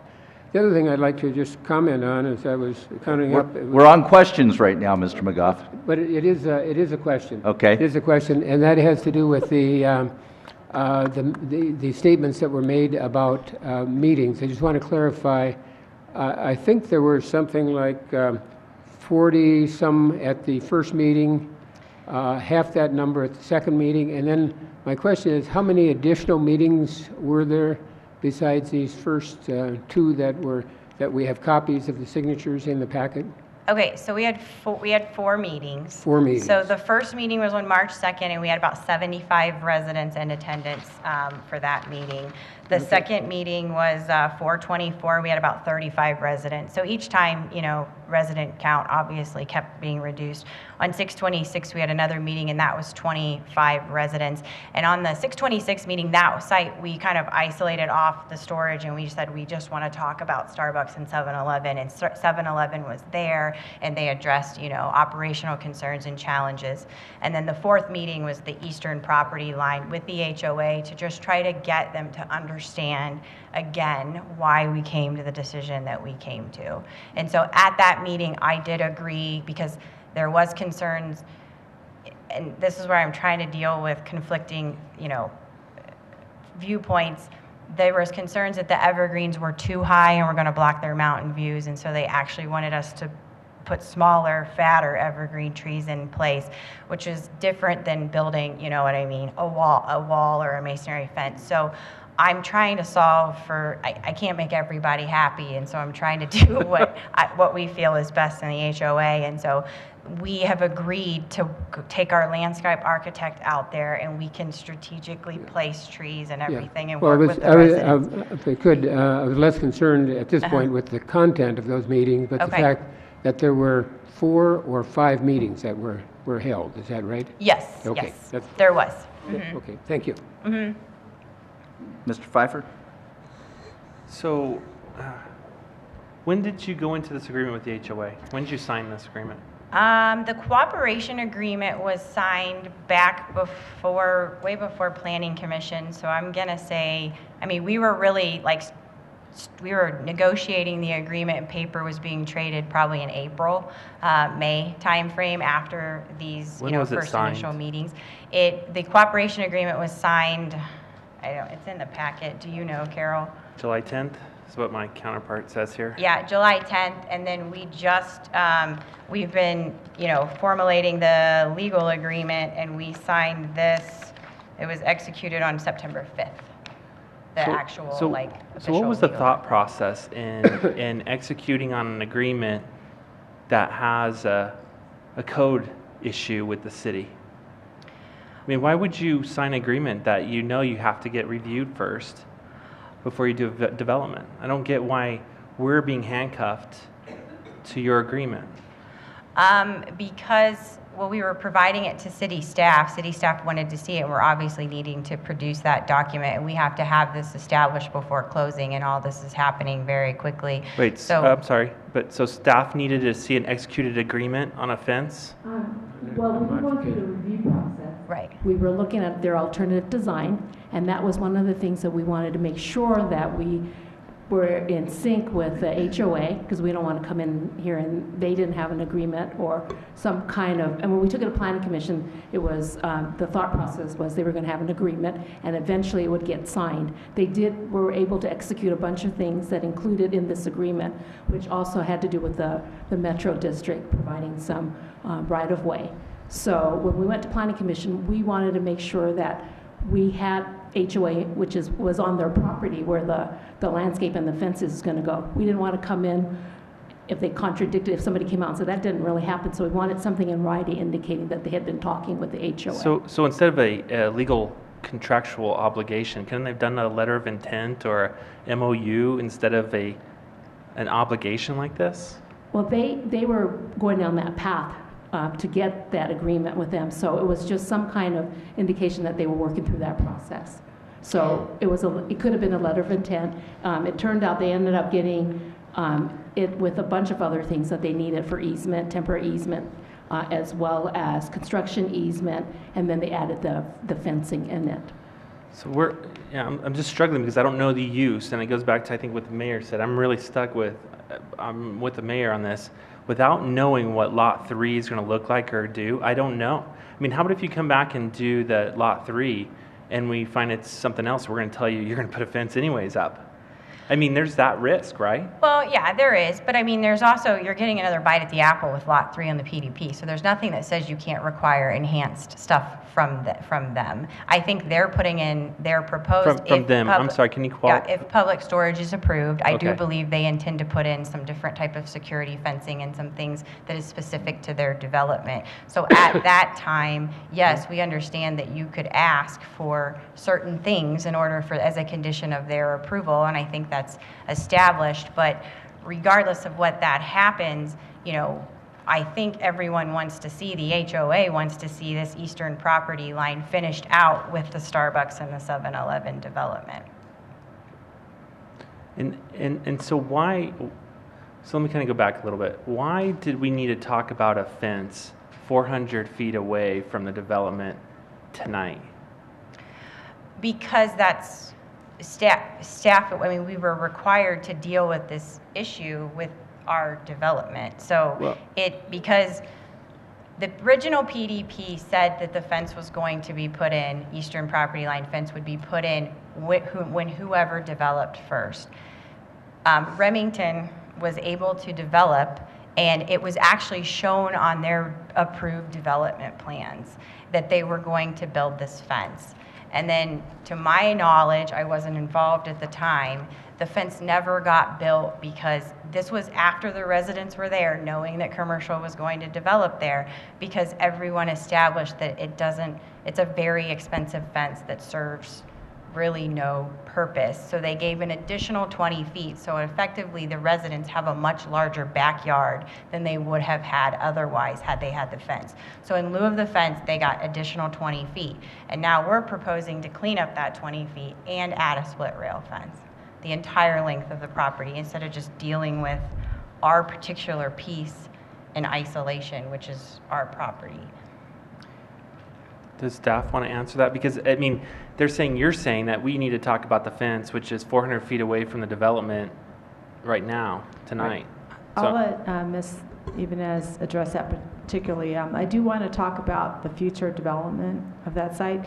The public storage site that we're talking about, there is a possibility of putting a fence on that property. And keep in mind, the whole idea of the buffer is to screen one property to the other one. This doesn't do that. The 6-foot privacy fence won't do that either in that location. Now, when the public storage site or whoever comes in, we can ask for an additional fence internal to that lot, not on the edge, that does deal with the impacts of that development. If it is a public storage, keep in mind, we're seeing 3-story public storage units. Okay, those are going to be fairly tall. That's going to provide the sound buffering that I think people are looking for from the 7-Eleven and from the Starbucks to the residential. But the visual buffering will need to now be provided by the building itself. And so we're going to look at that edge of that building as it faces that residential and look for higher standards because of those impacts. Then we can also ask for a 6-foot privacy fence internal to that lot that deals with ground level buffering. And So- I think that'll be a better answer for this neighborhood. All right, to so we're talk not about. relinquishing any, because this could be a condition put on that Yes. PDP then. Yes. And we're very clear with Yeah. that, and you know that. Yeah. Okay. And All I right. mean, I think we understand that, but to her point, that this is serving as a breakthrough between separating the Okay. two different developments. We understand there may be condition of approvals put on that back property because it is closer to the residents. Okay. And then you'll be maintaining all of the drainage. I know you're putting the riprap and everything else down there, but you're going to be taking care of that. because Yeah, so it'll it'll be serving the entire development. And then the reason why I get a little nervous us talking about something way over there is the grading. We have no idea how you're going to grade that. You're talking it's high now, but maybe you bring dirt in and raise the property, or We won't. well, It- it's not tonight to discuss anyway. So we will never know until that happens. So Well, there's a preliminary grading plan in your packet, and that's how we intend to grade it. And so the grades have been established and will be established, and so it's all falling there. So that is our drainage swale, so that will not change. That's going to be a pretty much, a cave, if you will, or a river that's going to capture all of the drainage and channel it to the head wall. So those grades will not change. Okay. I think this is okay. All right, that's fine. And then the last question I have is, you said that you wouldn't put any signs to the east, but Starbucks shows that there's one on the east. Is that going to be removed? Yeah, and that's an oversight on our It's the part. last page. East elevation shows Starbucks signs. Yeah, we'll get that removed. Sorry, that Okay, must so have we been want to be crystal clear that Yeah. it's not just on 7-Eleven, it's all buildings Okay, that's facing fair. east. Yeah. Okay, thank you for clarifying. Mr. Marriott, you're next. Thank you, and Bob, thanks for those questions. I think that answered one of the ones I had. With all this talk about fence, one of the things we haven't talked about is a fence on the north side of this property, between that and the adjacent property. Is there a fence requirement on that property, and is there plans for that? I believe because that's unincorporated, not annexed into the city right now, and it's unsure, it's likely that may go commercial in the future. The city is kind of putting that on the next development. Correct me if I'm wrong, Carol. Correct. One of the things that we looked at too in terms of their site planning was the city wanted the access lane, the access drive off of Indiana to be further north. So that limited the setback that they potentially could have had for the 20-foot setback. And so if it does go forward in terms of a commercial, they are providing the 10-foot setback on the north property line. And then when that development comes in, and that's typically what we do, is future development comes in, kind of like what they're doing now, the future development of the commercial is required to do the fencing and also the buffer strip on that edge. So we tried to accommodate that with her site having 10 feet, and then the north property, when it develops, will get the other 10 feet to create the 20-foot buffer. Okay. In addition to that, we're extending the that internal drive all the way to the north, to the northern property line, in anticipation that that will go commercial and they'll be able to benefit from that access and tie into that. So. All right. Okay. Next question I have is for the staff and probably Mr. Daly. I've been contacted by several residents who are members of the homeowners association who feel like the homeowners association maybe didn't use the right due process in coming up with and making this agreement with this developer. As a council and as approving a development like this, do we have any responsibility for verifying with how an HOA works, or confirming, or the fact that a signed agreement exists with an HOA, is that as far as we need to go? I think the council doesn't have, that's broader than the scope of the council's authority relating to this PDP. Well, what I would say is you've done the right thing in mentioning that you've been contacted and these seem to be the issues, and so I think that should call into question for the council, just, how uniform this direction to the board of the HOA was, and keep that in mind, I think, when you're making your decisions relative to this issue of the fence and the agreement that's been done there. But it's beyond the scope of this hearing. Right. Okay. I believe that's all I've got for questions at the moment. Thank you. Okay. Council, Nancy, you're next. Well, I just had one question regarding the trees. You mentioned that it's possible that this next third development or second development could, Carol mentioned that it could potentially be 3 stories. So if that were the case, then is it possible that the comment made by Peggy about not wanting to have tall trees because that would reduce the vision, that may be negated if, in fact, it is a 3-story building being proposed? Yes, potentially. But if you look, I'm trying to find the best. If you see the 424 site plan here, the development plan that you will see come through, they have pushed the building as far north and as far west as they potentially can from the residential community. And so a large portion of the view corridor, and there's going to be extensive landscaping on the south side of the public storage facility, if this is approved, remains open for the residents. The ones in the northern half of it, those 3 houses will be, impacted. Like I said, we are flexible with tree type and tree placement, and we can walk the site and we can come to an agreement. But eventually, we have to have someone that speaks on behalf of the residents that we can move forward with. And the residents aren't necessarily on the same page, in regarding this issue. So some people want larger trees, some people want smaller trees. I'm trying to work with them and get a product that they're happy with. So it is possible that they're going to want the taller trees that we're currently speccing right now. And maybe we do a variety where some people want taller and some people want shorter. The folks that are down here on the south end, I think if I were in their shoes, I paid for a mountain view, I'd want my view corridor preserved. But, again, we're flexible. Okay. Okay, any other questions? If not, I'll be looking for a motion. Mr. Jones?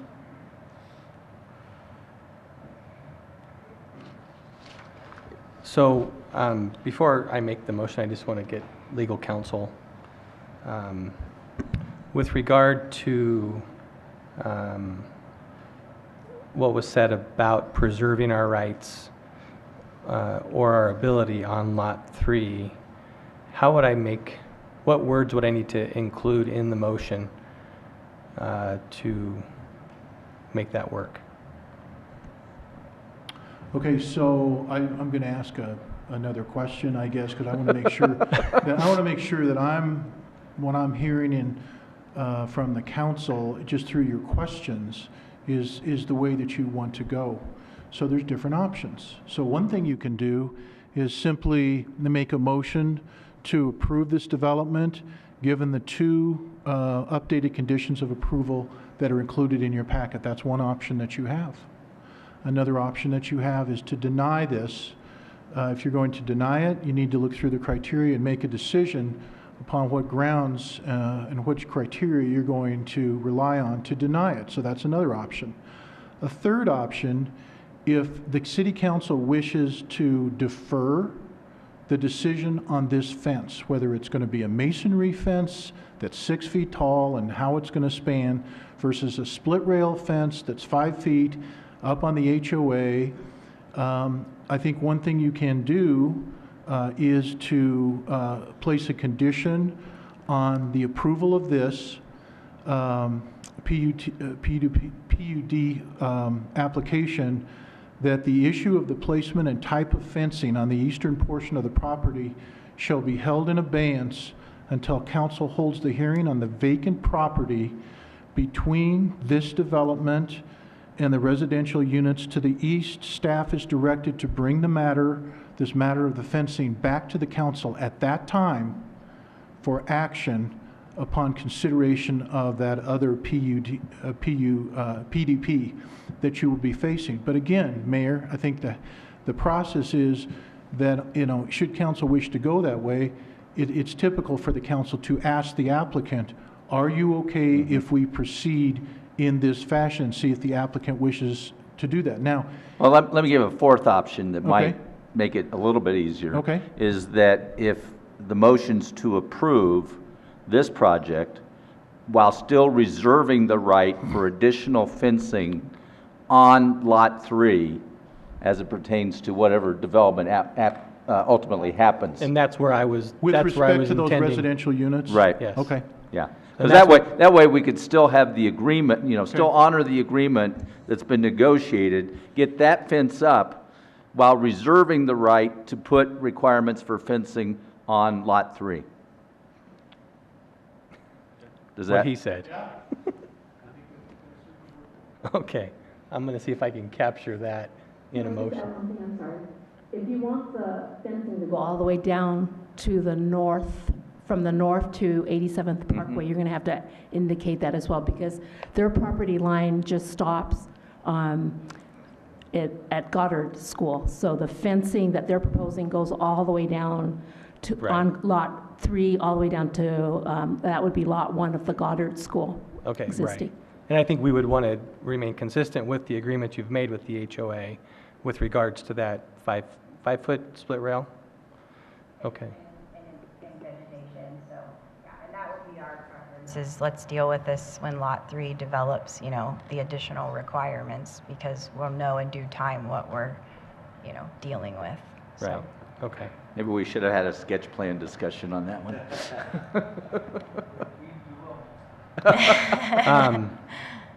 Okay, so. He's going to make a motion. Okay. I may need help, Mr. Daly. I move that Wild Grass Commercial Filing Number 1, Preliminary Development Plan 14753 West 87th Parkway be approved, subject to the attached updated conditions of approval, and allowing City Council to reserve our right for additional fencing and/or provisions as Lot 3 is developed, or as Lot 3 is presented in a PDP for consideration at In the council. future on that property. In the future on that property. And the fencing going, And the fencing that has been proposed and agreed to by the HOA be run from the north end of the property, United Properties property, to 87th Drive. In its current configuration? In the current or state? configuration. Yeah, okay, yeah, that makes Plus sense. vegetation. Yes, That's a long motion. yes, that's a mouthful. But I believe we have to add the next sentence. Oh, I'm sorry, you're right. Yeah. And this motion is based on the findings of fact adopted by the Planning Commission. very good. Ms. Ford, you've got the first shot at it. I just wanted to comment, I know that our astute city attorney said that the HOA was beyond our scope, but I do have to say it would give me greater comfort in knowing that you have discussed with the neighbors that are bordering on this fence, because living and working with an HOA, I know that it's not always easy to come to agreement with our fellow neighbors, but I do know that at times HOAs can make agreements that are not favorable. So I felt a little uncomfortable in looking at this, feeling that there was this some dissension perhaps, that people were not given the opportunity to discuss, and I think that it's a serious enough issue that it would be helpful for us in the future. Okay, Mr. Pfeiffer, you're next. Yeah, I'd also echo those as well. Being part of an HOA, it's important to make sure we're being open. In a form of government, you can tax and so forth, so we should be as transparent as possible. But I think that to this presentation, I appreciate you headed off a lot of questions I normally would ask around lighting, signs, traffic patterns, everything, and I think you've done a great job presenting and doing a quality development on the end here. And I think you'll add a lot of value to the neighborhood. So I appreciate the thoroughness of your presentation. Thank you. There was one other thing I lost my train of thought of, but you know, good luck with it, and I'll be supporting your development. Ms. Marriott? Thank you. I just want to echo this as I find this to be an unusual situation where we have not only the questions about lot number 3 and how it may develop and what it may develop into, yet this fencing issue pertains probably more to lot number 3 than it does to the Starbucks and the 7-Eleven. So that's a very unusual situation, and you follow that up with the unusual situation of the contacts that I think we have all had, or certainly I've had with some residents, with the difficulties they've had with their HOA and with this particular agreement. And so those two things together are kind of a little disconcerting. However, I think the motion or the course of action that Mr. Jones has set out is probably the right one and the best we can do tonight. My only comment would be that for that lot number 3 development, that's going to be under increased scrutiny. And so as those folks come up with their plans, they know what the issues were here, that it would be great for them to take that into account as they make their final plans and try to anticipate what they can do. So with regard to this development with the 7-Eleven and the Starbucks and the proposed solution to the fence, I'm going to vote yes, because we have the ability on lot number 3 to enhance or change that as necessary, and that this doesn't end up as a way for lot number 3 to get by with a different solution than they might have had to have if they had been part of this. So for those reasons, I'll vote yes as well. Okay, thank you. Okay, there are no other comments. Mr. Jones, I'm sorry, go ahead. Sorry, my light turned off on accident. I probably turned it off on purpose. I think you did. Thank you for allowing me to speak once again. I echo everything that's been said. But again, I appreciate the way in which you've presented this to us tonight. It was great. But I don't want to dismiss anything that Peggy Wagner has said or the neighbors that have said what they have spoken. I think that they came with a legitimate request, and one that, they probably could have said, stood up and said, no, not in my backyard. But they're trying to find a common ground, a place to work, and to work with you. So I appreciate the extra courtesies that you've extended to them, as well as being able to go out and help select the vegetation that might go there. And so, obviously I will be supporting this, and I'm looking forward to seeing this development right there on the corner, and I think that it will be a great amenity for the northwest side of Arvada. So thank you for the work that you've done, and we look forward to seeing what comes next. Thank you. Mr. Jones and Mr. Allard, if you'll vote. Yeah, I'll be supporting the motion for a number of reasons. First of all, I thought the presentation was excellent. I've been listening to presentations up here for 18 years, and the applicant can thank you for really covering what needed to be covered for our consideration. Another reason I'm going to be supporting this is because the testimony tonight is that 7-Eleven wants to do other projects in Arvada.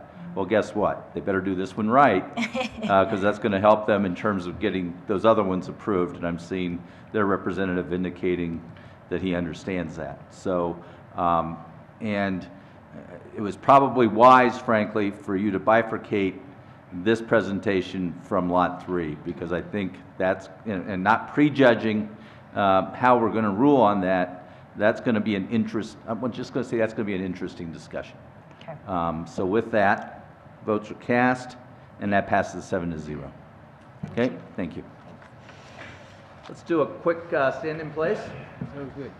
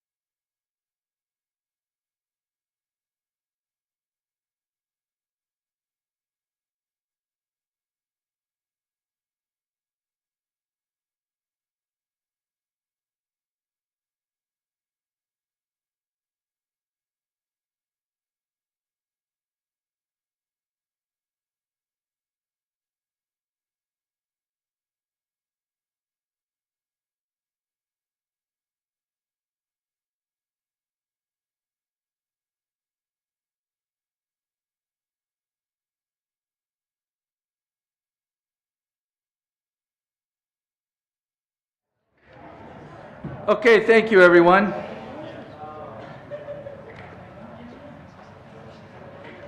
At this time, I'll open the public hearing on Council Bill 17027, an ordinance authorizing a second amended and restated intergovernmental agreement establishing the Juvenile Assessment Center. Mr. Devon. Yes, Mr. Mayor, members of the council, this is a IGA for the Juvenile Assessment Center.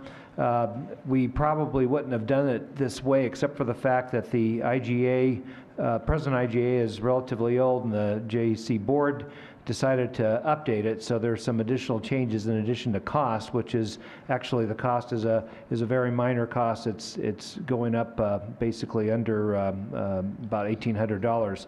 The Juvenile Assessment Center is an important support service for both our police department and our municipal court. We recommend the approval of this ordinance. If you have any questions, I believe we have representatives of the police department command staff and maybe even the municipal court judge here that could answer questions. Okay, are there any members of the public that would like to address City Council on this public hearing item? Seeing none, I'll close that portion, open it up. Mr. Pfeiffer, you may lead off. Well, if there's not any questions, I just go to, there is a question? Okay, I just want to reserve the right to. Okay, you have reserved the motion. Mr. McGough. Yes, thank you. I just have a question. Is it the police department or is it the municipal judge who maintains the statistics on the referrals from the city of Arvada? I'm just wondering who keeps that information and how often that might be presented to council. I believe both the city court and the juvenile assessment center would keep that information on the number of people that are brought to the center. Okay, so if the council wanted that information, we would just simply go through the city manager to request the Yes, we can get that information for you. I think it would be helpful, since it's been in existence for 16, 17 years now, Yes. to at least get a sense of how many juveniles we are helping through that assessment process. So I think it's a significant benefit to the youth of our community, and I think perhaps it would be beneficial for us to have some information periodically. Of course, I'm the police department and the city's member on that board for the Juvenile Planning Services Committee, so I will go back to the board and get that information. Okay, if you just forward it through the city manager whenever it's convenient. Absolutely. Okay, thank you. Thank you. Thank you, Deputy Chief. Okay, Mr. Mayor Pro Tem Pfeiffer, you may make your motion. Thank you, Mayor. I move that Council Bill 17-027, an ordinance authorizing a second amendment and restated intergovernmental agreement establishing the Juvenile Assessment Center, be approved on final reading, number 4605, and order published by title only. Motions for approval? That passes 7-0. Thank you. Okay, our last public hearing tonight is Council Bill 17028, an ordinance declaring that the city cannot feasibly provide sanitary sewer service to the Trinity Storage Annexation Number 2, 15350 State Highway 72, Arvada, Colorado, requesting that the Metro Wastewater Reclamation District Board initiate an investigation into the exclusion of the subject property and thereafter exclude said property from the district service area. Mr. Devon? Yes, Mr. Mayor, members of the council, this is simply a ordinance that will enable the the Wastewater Reclamation District Board to basically exempt that property from sanitary sewer service until such time that we have the infrastructure out there to support the sanitary sewer service in the future. We explained this in an update I provided you a couple of weeks ago. It's one of these things that does not happen very often. However, given the state of the existing infrastructure out there, we're recommending that you take this action tonight, and be happy to answer any questions. Very good. Is there any member of the public that would like to address City Council on this matter? Seeing none, I'll close the public hearing, open it up for council questions or action. Mr. Jones, you're first. If there are any questions. Mr. Marriott, you may ask your question. I just have a question for the staff, and that is, so with passage of this, Trinity Storage will be exempt from having to connect to the city sewer system. Is there anything that requires, when the city sewer system is built out into that area, that they're required to attach then, or are they allowed to stay on their septic system then as long as they want? They would be required to connect to city sewer service when the infrastructure is available. And is there a definition about what does available mean? Does it mean at their property line, or does it? Essentially at their property line. Essentially at their property line. Okay, thank you. Ms. Jones. Thank you. And so just before I say the motion, I'll ask a question with regards to that. So they'll be required to pay the tap fees and whatever would be required, even though it's not today? Correct. Okay, thank you. I move that Council Bill 17-028, an ordinance declaring that the city cannot feasibly provide sanitary sewer services to the Trinity Storage Annexation Number 2, 15350 State Highway 72, Arvada, Colorado, and requesting that the Metro Wastewater Reclamation District Board initiate an investigation into exclusion of the subject property and therefore exclude said property from the district service area, be approved on final reading numbered 4606 and ordered published by title only. Motions for approval. All votes cast. That passes 7-0. Thank you. That concludes our public hearings for tonight. I'll open it up for for citizen comments at this point. Anyone wishes to address council? Very good.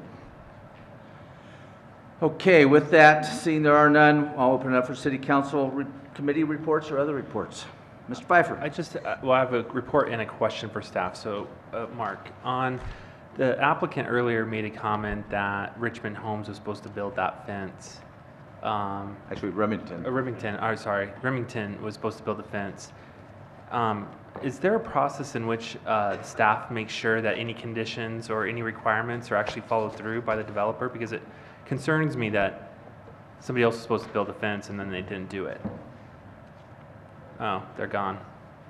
There is a process, if it's okay with you and Yeah, the you rest can of get the back to me council, we'll later. get back to you on that. I just want to make sure that that these conditions, that there's Yeah. like a big checkbox where we go in and somebody says, yes, you did do exactly that. Because I think there might have been, I've heard that mentioned before, and I just want to make sure that we check the checkbox and triple check the checkbox when we hold people accountable for their actions. There may have been special conditions associated with this particular development that may require some explanation too as to why that didn't happen. The drainage and some other Right. things could have been, the easements could have Right. been. But yeah, just because they made that comment, it bothered me a Sure. little bit.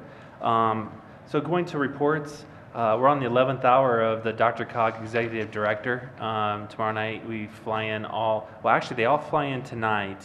2 are local, 2 are from abroad. You mean out of state? Out of state, yeah. Abroad, yeah, Europe, somewhere else. Maybe that's where I want to be, is somewhere else right now. Yeah. You want to get away? Sorry. You got me all messed up now. So tomorrow night, so they're all flying in, and they're flying in early because I convinced the committee that I chair that we'll do that industrial psychologist. They'll do some interviews tomorrow with the ones that are from out of state, and then we'll have dinner with them, and then they will be in a 6-hour presentation on Wednesday night. That will be an executive session for Dr. Cog, because we haven't announced. There's 4 applicants. We don't have to announce the finalists yet because there's 4. That's what our attorney says, and then Wednesday night we will announce who that is, and then start negotiating employment. So that's what's going on with there, and I just real excited about urban drainage. I know I'm coming to a conclusion of my tour of duty there, but they really do great work. I remember when Mr. McGough said to me, when he handed the torch to me, they do really good work there, and I have to say that was a very enlightening job, and they do a lot of great work with hardly any money. And they do a lot to protect our homes from floods and disasters. So whoever's the next Mayor Pro Tem will enjoy that. Well, unless the mayor decides to take it over himself. Well, unless the mayor wants to. I just assume. I shouldn't do that, I guess. All right, that's all I have, Mayor. Thank you. Very good. Mr. Jones? Well, with regard to that, Mayor, I would ask that you just continue to appoint Mr. Pfeiffer to that board. I think he's done a fabulous job. No. On behalf of the Jefferson County Economic Development Corporation and a member of that board, I just wanted to announce that we've hired a new president and CEO for Jeffco EDC, and her name is Christy Pollard, and she's coming to us from the Grand Junction Economic Development something. She's going to be fabulous, and she'll start her official duties here over the next several months part-time, but we'll be here 100% of the time on December 1st. So I am excited for our economic development team to get oriented with her, and as we look at the economic development of Arvada and Jeffco and all the surrounding areas. So just wanted to give that update. Very good. In tonight's information, we had some events and invitations. I know Mr. Devon needs to get feedback from us in terms of both the Arce breakfast, the Taste of Arvada, So if everybody get their sheets filled out, I just did mine, so I'll give it to Kristen so that we've got that. Mr. Devon? Well, next Monday is a very big workshop. We will be talking about the Reno Park design guidelines, hopefully the last workshop. In fact, we really want it to be the last workshop where we can get some direction to move forward with council action. And then you'll be getting an update on emergency management and resilience, which we're very excited to show you, and I think it's pertinent given the natural disasters that have happened in other parts of the country. And then lastly, the opening meeting, joint meeting with the Planning Commission on our Land Development Code update. And I think a lot of the issues that you all have been dealing with in terms of land use, a lot of that can be mitigated and addressed if we have a really good discussion around the update of our Land Development Code. Part of the problem is our Land Development Code has not been updated for a while, and I think some of the things that you all deal with, it reflects the fact that it needs to be updated. So we're looking forward to that discussion to kick off next Monday night. Very good. Mr. Howard? Will we get a copy of the final proposed guidelines for Reno Park prior to the meeting Monday? No, I don't believe you will. We will provide you with a summary, and we'll provide you with the last, I think, 3 to 4 issues that have been part of the discussion so far, so we can focus in on those. And then when there'll be action at a council meeting where we'll give you the full guidelines document. Well, my concern is that the last time we discussed these, there was an immense amount of detail discussed. And if I don't have what the result was from that meeting, I don't know that I'm going to be able to intelligently comment any further. Well, the presentation will give a little bit of a recap of what happened at the last workshop, but we're trying to get focused on the last 3 to 4 issues that you discussed, that were discussed at the last workshop. If you want the full-blown document, I'm sure we can provide that to you, but we're really trying to narrow down on there's, I think, 3 priority guidelines. Yeah, that were not agreed to or decided upon. Exactly, yeah. Because I asked the question then, who was going to write the final draft? Excuse me. Yeah. So that the final draft has not been developed yet. Final draft has not been developed yet because we still have at least three outstanding issues that we'll be discussing on next Monday night. So we're still hashing around those 3 items. Those 3 items. And we'll be doing a lot of hashing next Monday night. And is one of those issues demolition? If I could. I didn't mean to start a discussion tonight. If I could indulge the city council on not demolition specifically, but and I'm sorry I didn't bring what those exact 3 are.